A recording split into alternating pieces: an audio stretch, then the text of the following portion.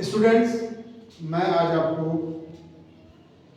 Vector में perpendicular होने की कंडीशन बताता हूं एक न्यूमेरिकल करके। न्यूमेरिकल ये है कि हमें p की वैल्यू निकालनी, find the value of p ai plus 2j minus k and 3i plus 4j minus 4k are perpendicular.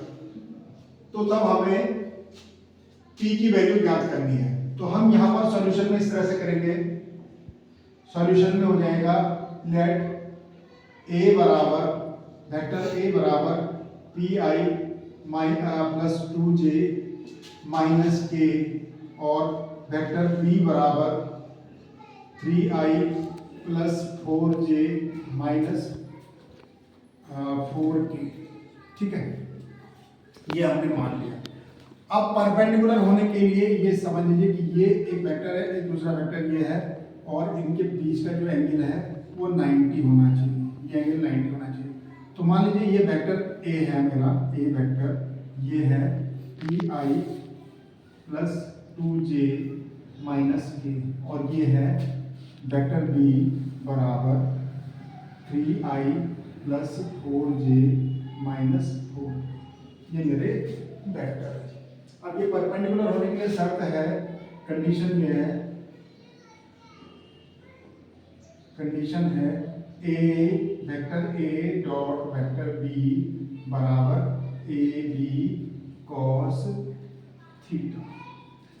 यदि थीटा जो इसने कहा है आर परपेंडिकुलर, यदि थीटा मेरा 90 है, theta theta is equal to 90 होना है, ये अगर ये 90 है तो कॉस 90 बराबर हो जाएगा मेरा 0, क्योंकि cos 90 की वैल्यू 0 होती है।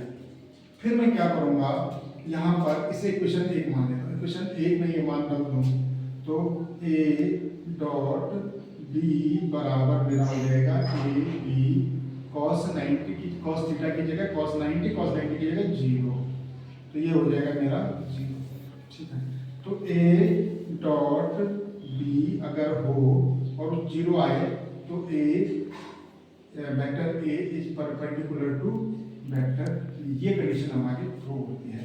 अब इसी को हम यूज करेंगे इस कंडीशन को, और p की वैल्यू ज्ञात कर लेंगे।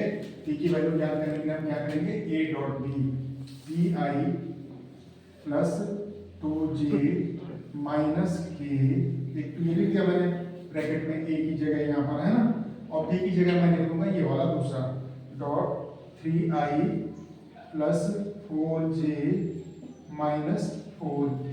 ठीक है, अब मैं क्या करूँगा, बराबर 0 होना चाहिए।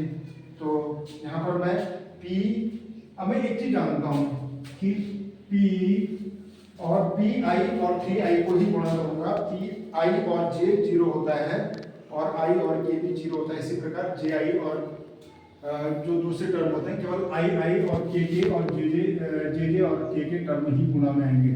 तो p इंटू 3i, तो इसे मैं 3p इंटू i लिख दूंगा।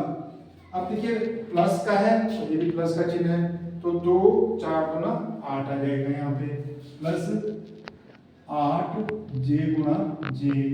अब ये चिन्ह माइनस का है और ये माइनस का है। ठीक है, तो ये मेरा माइनस माइनस मिलके गुणा में प्लस हो जाएगा, तो यहाँ पर हो जाएगा 4k इंटू के बराबर 0। अब मैं स्केलर प्रोडक्ट में इसमें डॉट प्रोडक्ट में मैं क्या कर जानता हूँ, i इंटू आई बराबर j इंटू जे बराबर k इंटू के बराबर 1 होता है।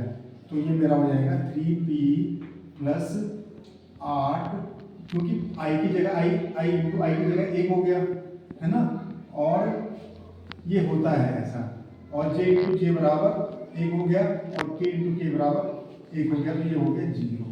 तो 3p प्लस 12 बराबर हो गया 0, तो 3p बराबर माइनस 12, तो p बराबर आ गया माइनस 12/3 और p बराबर आ गया -4, जो कि इसकी रिक्वायरमेंट थी क्वेश्चन की कि हमें p की वैल्यू ज्ञात करनी है हमने p की वैल्यू ज्ञात कर दी, वो आ गई -4। ठीक है, ओके।